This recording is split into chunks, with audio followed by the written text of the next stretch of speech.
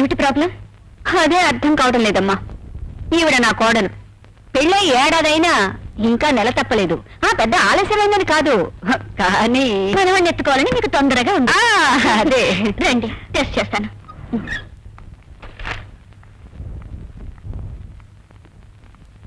Madam, మీరు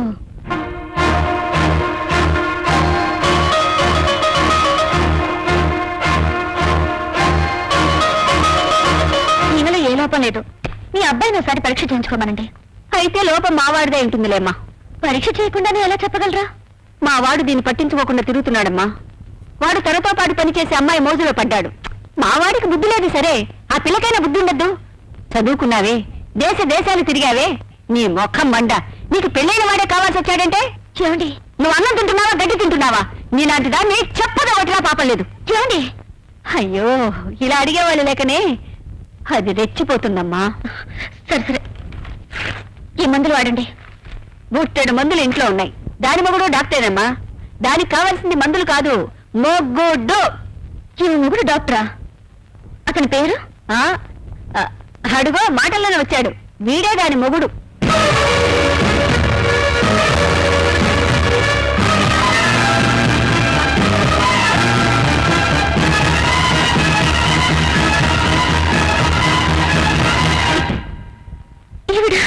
అవునమ్మా, ఇది మొదటి భార్య, నువ్వు మొదటి ప్రియురాలివి.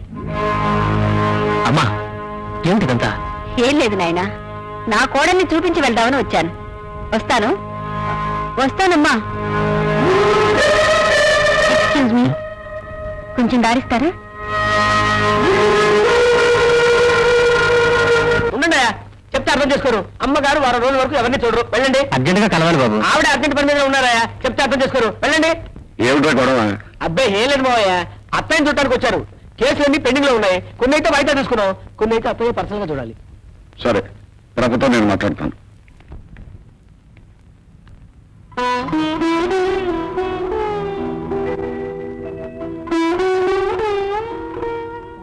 ప్రభ, నీకోసం క్లయింట్స్ వెయిట్ చేస్తున్నారు. ఒకసారి చూసా. నా వల్ల కాదండి. అలా అంటే అలా. నువ్వు న్యాయం చేస్తావని పాపం వాళ్ళు ఎంతో ఆస్తి వచ్చారు. నా కోడలకే న్యాయం చేసుకోలేను నేను, వాళ్ళకే న్యాయం చేయగలుగుతానండి.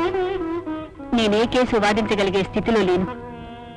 సరే, ఆ కేసుల సంగతి నేను చూసుకుంటాను, కానీ కనీసం ఆ పాలన తాగు. నువ్వు ఇలా అన్నం నీళ్లు మానేసి కూర్చున్నంత మాత్రాన నీ కొడుకేం దారికి రాడు.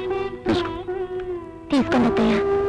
వద్దమ్మా, నిన్న మా నాన్నతో వసంత నా కోడలు కాదు కూతురు అన్నారు.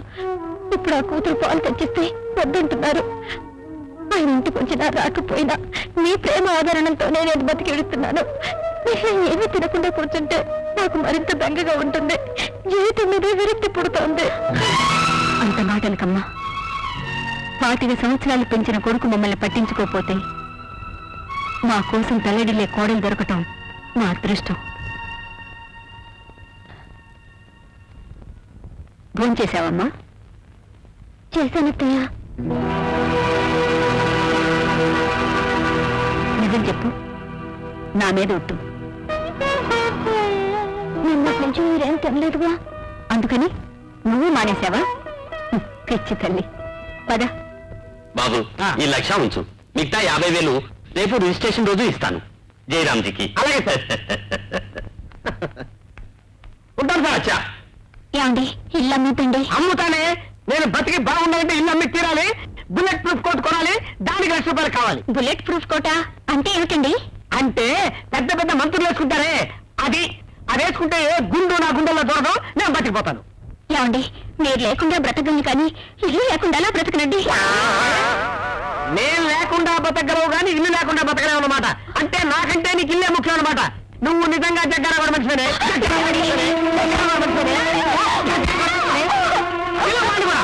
కూడా చేస్తాను. అమ్మో, వెంటనే బుల్లెట్ ప్రూఫ్ కొనుక్కోవాలి.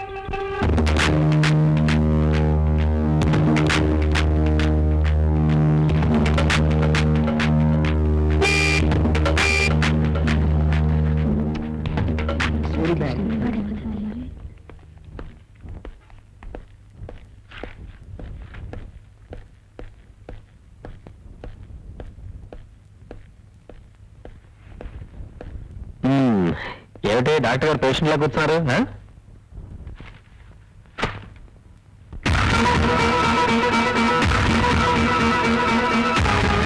నా పేరు వసంత. ప్రస్తుతం డాక్టర్ వేణుగోపాల్ గారి భార్యని.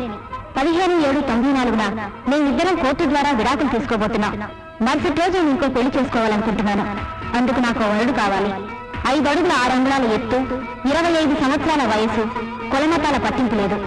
నాకు 30 లక్షల ఆస్తి ఉన్నందున నీ సంపాదన ముఖ్యం కాదు. చదువు కన్నా సంస్కారం ముఖ్యం.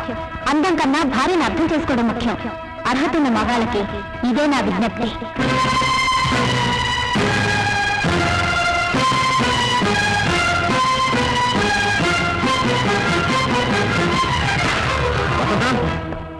వసంత ఏమిటిదంతా? దాన్ని అడిగితే అదేం చెప్తుంది? నన్ను అడుగు, నేను చెప్తా. మా కోడలికి పెళ్లి చేయడానికి ఆ ప్రకటన మేమే ఇప్పించాం. నువ్వు ఇంకో అమ్మాయిని చూసుకోగలేంది తను మరో పెళ్లి చేసుకుంటే తప్ప మగాడికి ఒక రూలు, ఆడదానికి ఒక రూలా? చేసుకోమనమా, చేసుకోమను. కానీ పెళ్లి కోసం ఇలా బజాన పడాల్సిన అవసరం లేదు. కరెక్టరా? నువ్వంటే మగాడివి, బజారంటి వాళ్ళతో 10 మంది ఆడపిల్లలను చూస్తావు, నీ ఇష్టం వచ్చిన అమ్మాయిని సెలెక్ట్ చేసుకుంటావు. సారీ, ఆల్రెడీ సెలెక్ట్ చేసేసుకున్నావు కదా. మరి వసంత్ అంటే ఇంట్లో ఉండే పిల్ల, ఎక్కడికైనా వెళ్తుంది, ఎవరిని చూస్తుంది. అందుకని ఈ విధంగా పేపర్ ప్రకటన ఇచ్చి ఆ వచ్చిన వాళ్ళలో తనకు నచ్చిన వాడిని సెలెక్ట్ చేసుకునే కర్మ పట్టింది. దెబ్బతిన్న మనిషి కదా, జాగ్రత్త ఎక్కువ తీసుకుంటుంది. ఏ జాగ్రత్తనే తీసుకోవచ్చు, ఎవరినైనా ఎన్నుకోవచ్చు. కానీ ఈ హడావిడంతా ఇంకా విడాకులు రాకుండానే నా భార్యగా ఉండగానే చేస్తే ఎలా చెప్పండి? అదేమిట్రా, నువ్వింకా వసంత మొగుడుగా ఉండగానే విడాకులు రాకుండానే మరో అమ్మాయితో కాపరమే చేయగలింది. వసంత ఇంకో మొగుడిని వెతుకోవటం తప్ప నీకో న్యాయం, ఆ అమ్మాయికో న్యాయం. ఆ వసంత, బజార్కి వెళ్ళి నీ పెళ్లికి కావాల్సిన నగలన్నీ కొనుక్కుందాం పదా. అమ్మా, వసంత ఫోటో ఇవాళ్లే పేపర్లో వచ్చింది. ఇప్పుడు బయటికి వెళ్తే ఎలా? ఏరా, వెళ్తే ఏమైంది? 10 మంది ఆడు వెంట పడతారు. వెంట పడనేరా? పెళ్లి కూతురన్న తర్వాత 10 మంది మగాళ్ళు చూడరా? చూస్తారు కాబట్టి పరువు పోతుంది. ఆ పరువు ఎప్పుడో మన ఇంటి నుంచి పారిపోయి దాని పరువు దక్కించుకుందిరా. హలో, వసంత్ గారి ఇల్లే? ఉండండి. ఎవరండి? ఎవరో పెళ్లి కొడుకు వసంత ఇంటర్వ్యూ కావాలట. ఎప్పుడు రమ్మంటారు అని అడుగుతున్నాడు. రేపు ఉదయం 8 గంటలకు రమ్మనండి. అలాగే, రేపు ఉదయం 8 గంటలకు రండి. అలాగే. ఒరే డాక్టర్, నువ్వు వచ్చిన వేళ విశేషం ఏంటని నీ పిల్లానికి మంచి మంచి సంబంధాలు వస్తున్నాయిరా. ఇప్పుడు ఆ మాట్లాడింది నూజివీడు జమీందారు గారి అబ్బాయిట. రేపే నీ పిల్లానికి పెళ్లి చూపులు. డాడీ, అసలు ఈ పెళ్లి మీ చేత జరగడం ఏంటి? అలా అడిగా బాగుంది. ఎప్పుడైతే మాతో చెప్పకుండా నువ్వు ఆ అమ్మాయిని పెళ్లి చేసుకోవడానికి ఒప్పుకున్నావో అప్పుడే మీ అమ్మకు నీ మీద నమ్మకం పోయింది. రేపు ఆ అమ్మాయి వద్దంటే నువ్వు మాకు తలగొరుగు పెడతానికి రావేమోనని మీ అమ్మ భయం. అందుచేత కోడలికి పెళ్లి చేస్తే ఆ వచ్చే కొడుకు వరుసవాడైనా తలగొరుగు పెడతానికి వస్తాడు నేను మీ అమ్మ ఆశరా. డాడీ, అవునరా, ఇంట్లో ఉన్న మాకు తెలియకుండా కోడలి చేత వేలు ముద్ర వేయించుకున్న తర్వాత ఇంకా నీ మీద నమ్మకం ఎలా ఉంచుకోమంటావు? అదే మీ నిర్ణయమా? అవును. వస్తా. నిజంగా వస్తుండు. నిన్నెవరు అడ్డు పెట్టారు?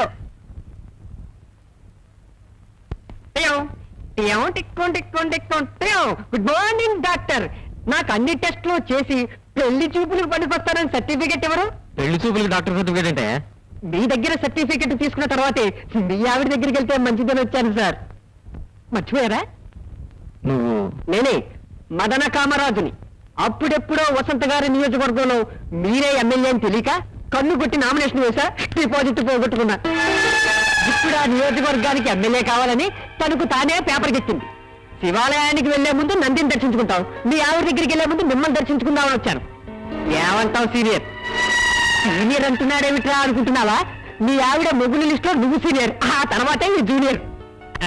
మీ అనుభవంలో కొన్ని చిట్టగా చెప్పండి, రెచ్చిపోతా. మంచి కోఆపరేషన్. ఇందులో డబుల్ మీనింగ్ ఏం లేదు, సింగిల్ మీనింగే. మీ ఇల్లాలి స్వయంవరంలో నేనే గెలవాలని ఆశీర్వదించండి. గెలిస్తే మీకు గుండు కొట్టిస్తానని నేను మొక్కుకున్నాను. Get out, you idiot! Get out! నేను రిలాక్స్.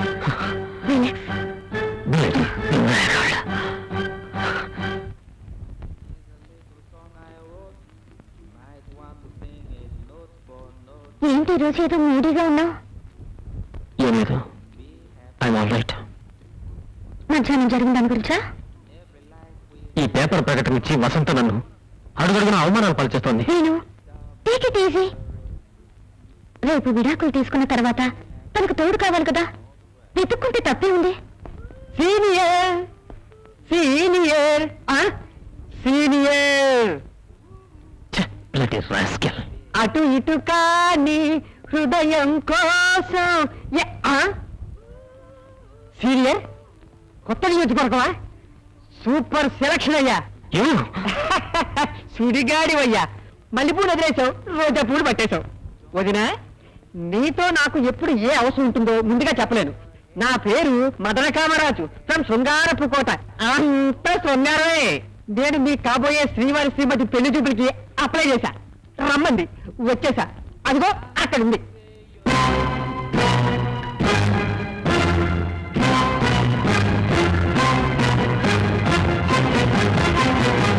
మీరు శ్రీవారి ప్రియురాలుగా కాస్త రికమెండ్ చేయరు?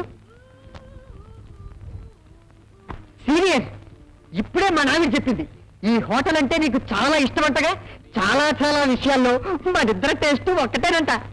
సీనియర్, మన వసంత గారికి చిల్లిగారంటే ఇష్టమా, ఉల్లిగారంటే ఇష్టమా, కప్ ఐస్ క్రీమ్ ఇష్టమా, కోన్ ఐస్ క్రీమ్ ఇష్టమా, నైటీలు వేసుకుంటుందా, చీర కడుతుందా, ఇదిగో ఏమేమి వాడుతుందో మొత్తం లిస్ట్ అంతా రాసి నాకు ఇచ్చే, నేను ఫాలో అయిపోతాను. ప్రతి రాత్రి నిన్నే తలుచుకుంటాను, అమ్మయ్యా అనుకుంటాను. ఫాలో కాలేదనుకో, నిన్ను గెటౌట్ అన్నట్టే నన్ను గెటౌట్ అంటుంది. నన్ను గెటౌట్ అన్నా సరే ఈ ట్రైబల్ నియోజకవర్గాన్ని నేను వదులుకోను.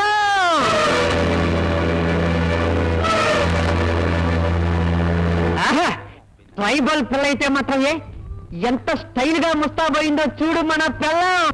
చుక్కబుక్క చుక్కబుక్క రైలే, అది రెండు దీన్ని స్టైలే, చక్కనైన చిక్కనైన అబ్బా అమ్మా, అదే దెబ్బ, ఊటీ దెబ్బ.